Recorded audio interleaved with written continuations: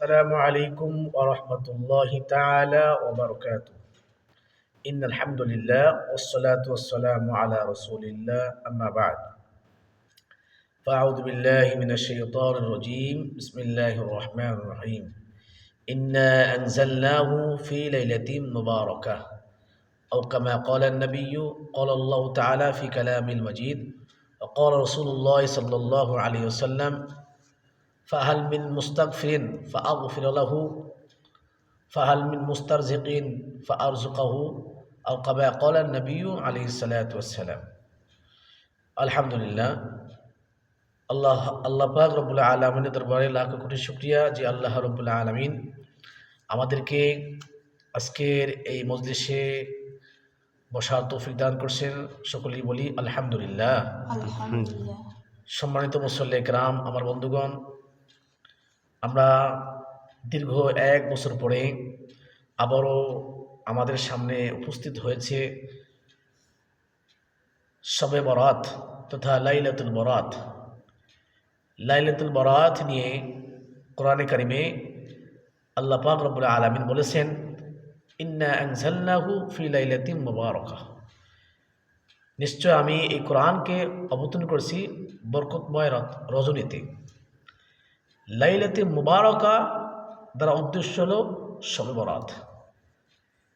তো এই শবে বরাত হলো শাবান মাসের 14 তারিখের দিবাগত রাত্রিকে বলা হয় শবে বরাত।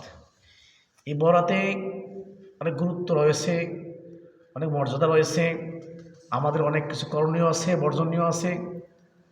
আমি কয়েকটি করণীয় বিষয়ে আপনাদের সামনে তুলে ধরব এবং কিছু বর্জনীয় বিষয়ে আপনাদের সামনে তুলে ধরব ইনশাআল্লাহ। করণীয় বিষয়ের মধ্যে একটি করণীয় হলো, আমরা এই রজনীতে আমরা বেশি বেশি ইস্তেগফার করব। হাদিসের মধ্যে আসছেন, আল্লাহ পাক রব্বুল আলামিন আজকের এই রজনীতে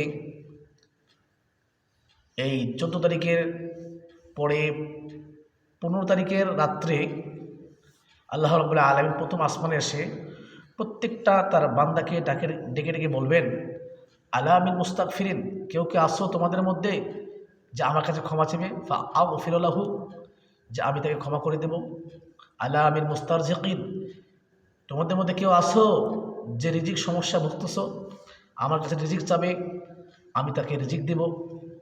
এইভাবে তিনি বিভিন্ন বিভিন্ন সমস্যা নিয়ে বিভিন্ন বিভিন্ন নিয়ামত নিয়ে আমাদেরকে ডাকতে থাকবেন সুবহ থেকে রাত পর্যন্ত। তাই আমরা আল্লাহ রাব্বুল আলামিনের কাছে এ রাত্রে ডাকবো।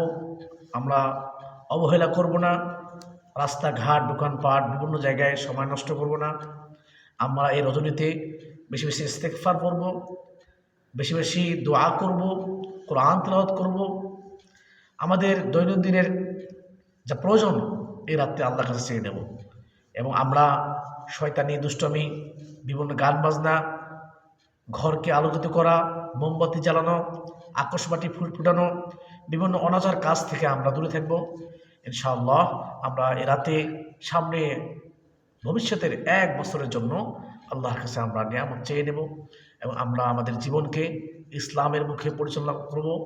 আল্লাহ রাব্বুল আলামিন আমাকে এবং আমাদের সবাইকে এই কথাগুলো আমল করার তৌফিক দান করুন। আমিন। ওয়া আখিরু দাওয়ানা আলহামদুলিল্লাহি রাব্বিল আলামিন। আসসালামু আলাইকুম ওয়া রাহমাতুল্লাহ।